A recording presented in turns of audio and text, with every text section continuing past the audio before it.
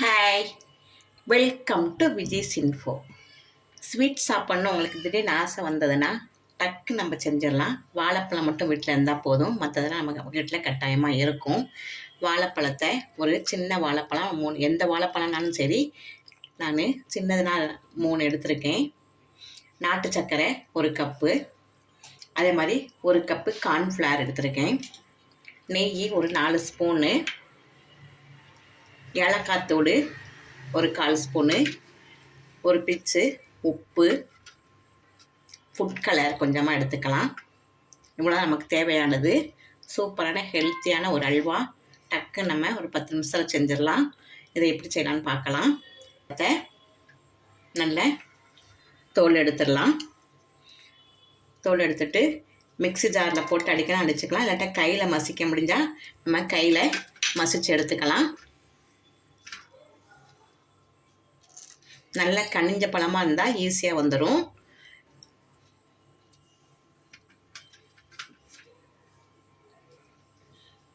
எந்த வாழைப்பழம்னாலும் எடுத்துக்கோங்க, நல்லாயிருக்கும் டேஸ்ட்டு. நல்லா ஹெல்த்தியான ஒரு அல்வா. 10 நிமிஷத்தில் நம்ம வீட்டில் ரெடி பண்ணிடலாம். ஸ்வீட் சாப்பிட்ட மாதிரி இருக்கும், ஹெல்த்தியாகவும் இருக்கும். இதை நம்ம இப்போ மசிச்சு எடுத்துக்கலாம். இப்போ நம்ம இதை நல்லா மசிச்சுக்கலாம். பாருங்கள், இதை வச்சு நல்லா மசிஞ்சிடும். இல்லாட்டி நம்ம மிக்சியில் போட்டு கூட அரைச்சிக்கலாம். பாருங்கள், நல்லா தண்ணி சேர்க்காம நல்லா மசிச்சு எடுத்தாச்சு. பாருங்கள், நல்லா கட்டி இல்லாமல் நல்லா மசிச்சு எடுத்தாச்சு. இப்போ நம்ம இந்த கார்ன்ஃப்ளவர் எடுத்து வச்சுருக்கோம்ல, அதில் தண்ணியாக கரைச்சிக்குவோம்.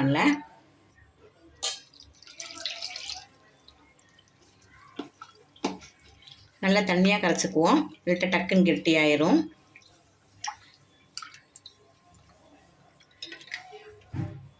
பாருங்க, நான் 1 கிளாஸ் தண்ணி ஊற்றி நல்லா தண்ணியாக கரைச்சி வச்சுட்டேன்.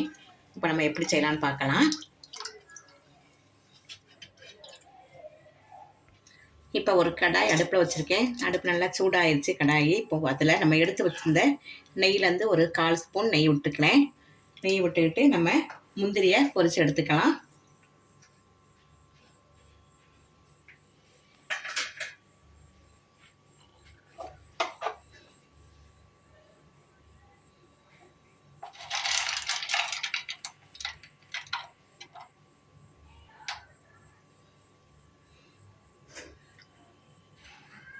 இப்போ நம்ம 1-2 உடச்சி வச்சுருக்கேன் முந்திரி பருப்பு. அதை பொரித்து எடுத்துக்குவோம். நல்லா சிம்மில் வச்சு பொரிச்சுக்கலாம்.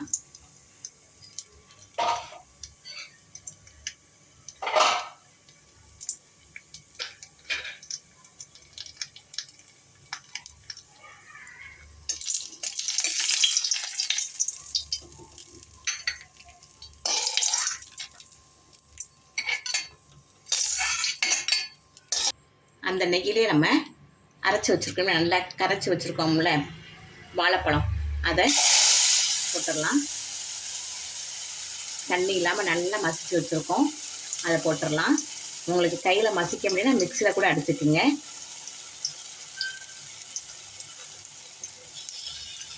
இது ஒரு 2 நிமிஷம் நல்லா வதக்கி கொடுக்கலாம்.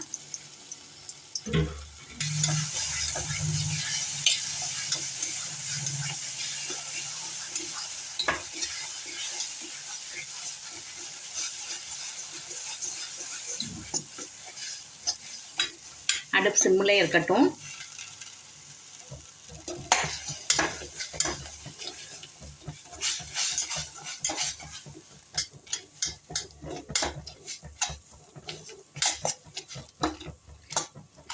இப்போ இதிலே நம்ம நல்லா கார்ன்ஃப்ளவர் கரைச்சி வச்சுருக்கோமோ தண்ணி ஊற்றி அதே இதில் போட்டுடலாம்.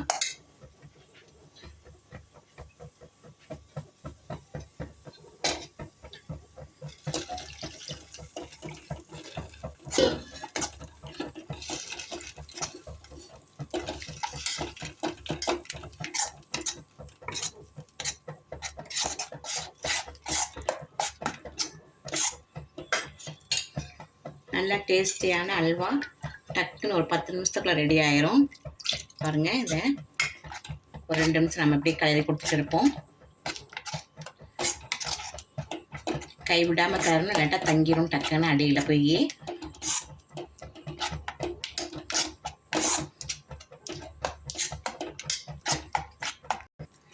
இந்த ஸ்டேஜில் நம்ம ஃபுட் கலர் சேர்த்துக்கலாம். நல்லா தரமான ஃபுட் கலர் வாங்கிக்கிங்க.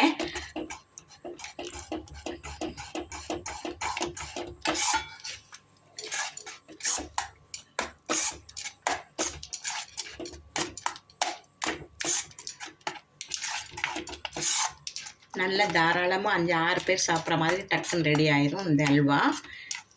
வீட்டில் இருக்கிற ஜாமானை வச்சே ரெடி பண்ணிடலாம்.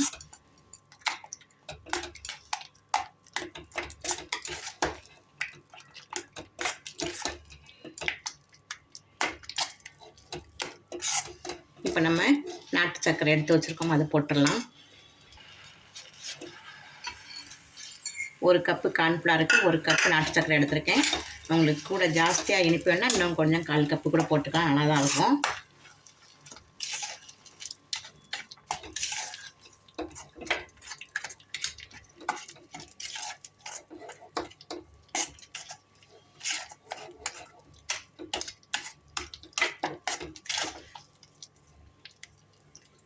இப்போ 1 ஸ்பூன் நெய் விட்டுக்கலாம்.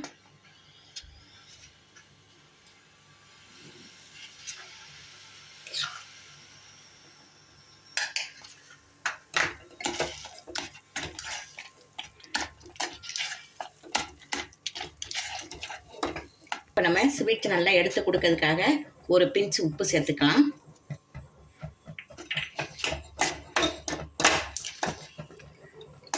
இது நல்லா கடாயில் ஒட்டாமல் வரணும், அது வரை நம்ம கொஞ்சம் கலரிக்குவோம்.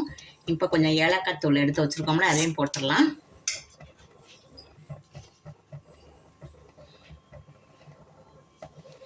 நீங்கள் ஏலக்காய் மட்டும்தான் நல்லா பொடி பண்ணி தோல் எடுத்துட்டு போட்டுருங்க, நல்லாயிருக்கும். இந்த ஸ்டேஜில் கொஞ்சம் 1 ஸ்பூனு நம்ம எடுத்து வச்சுருக்க நெய்லேருந்து போட்டுக்கலாம்.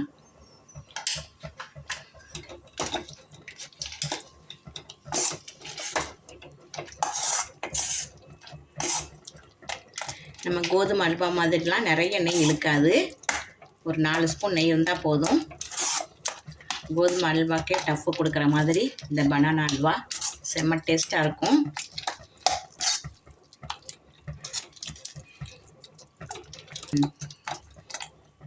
நீங்கள் கோதுமை அல்வா பண்ணணும்னா நம்ம சேனல்லையே இருக்குது, நீங்கள் போட்டு பார்த்துக்கலாம்.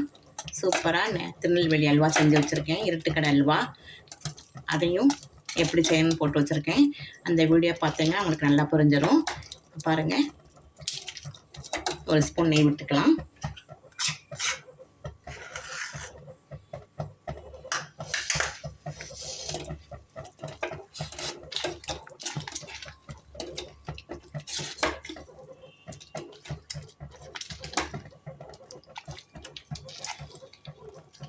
நல்லா கடாயில் ஒட்டாமல் வருது பாருங்கள்.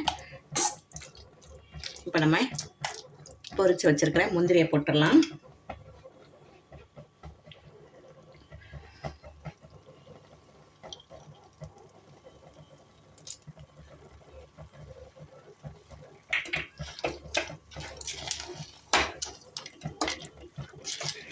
நாலு ஸ்பூன் நெய் தான் ஆயிருக்கு பாருங்கள், என்ன அழகாக வந்திருக்கு, நல்லா சுழண்டு வருது பாருங்கள்.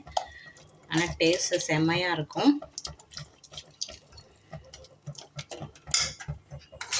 எடுத்து வச்சுருக்க நெய்யெல்லாம் விட்டுடலாம்.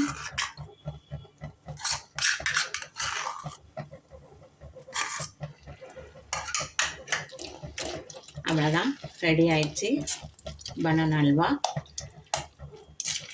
ஸ்டவ் ஆஃப் பண்ணிடலாம். நல்லா சுழண்டு வருது பாருங்கள், கடாயில் ஒட்டாமல்.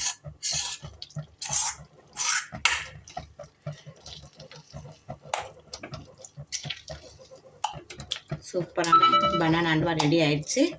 ஸ்டவ் ஆஃப் பண்ணிடலாம். உங்களுக்கு இனிப்பு சாப்பிட்ணும் டக்குன்னு ஆசை வந்ததுன்னு வச்சுக்கோங்க, 10 நிமிஷத்தில் இந்த அல்வா ரெடி ஆகிடுச்சு பாருங்கள். ஒரு 3 பனானா, குட்டி குட்டி பனானா 3 பனானா வச்சு நல்ல அசத்தலான ஒரு ஸ்வீட்ஸு பனானா அல்வா செஞ்சாச்சு. இது கட்டாயம் உங்களுக்கு பிடிச்சிருக்கும். நல்லா ஹெல்த்தியானதான். ஈவினிங் ஸ்நாக்ஸுக்கு நல்லா சிப்ஸு கூட இந்த அல்வா வச்சு சாப்பிட்டீங்கன்னா செம்ம டேஸ்ட்டாக இருக்கும். குழந்தைங்க ஸ்கூல்லேருந்து வந்தோடனே இதை கொடுத்தாலும் நல்லா ஹெவியான நல்லா ஹெல்த்தியான ஒரு ஸ்நாக்ஸ் ரெடி ஆகிடுச்சு பாருங்கள். இதை உங்கள் வீட்டில் செஞ்சு அசத்துங்க. இந்த ரெசிபி உங்களுக்கு பிடிச்சிருக்கும். பிடிச்சிருந்தா லைக் பண்ணுங்கள், ஷேர் பண்ணுங்கள், சப்ஸ்கிரைப் பண்ணுங்கள், பெல் ஐக்கானை தட்டி விடுங்க. மற்றும் ஒரு நல்ல ரெசிபியை உங்களை சந்திக்கிறேன். பை.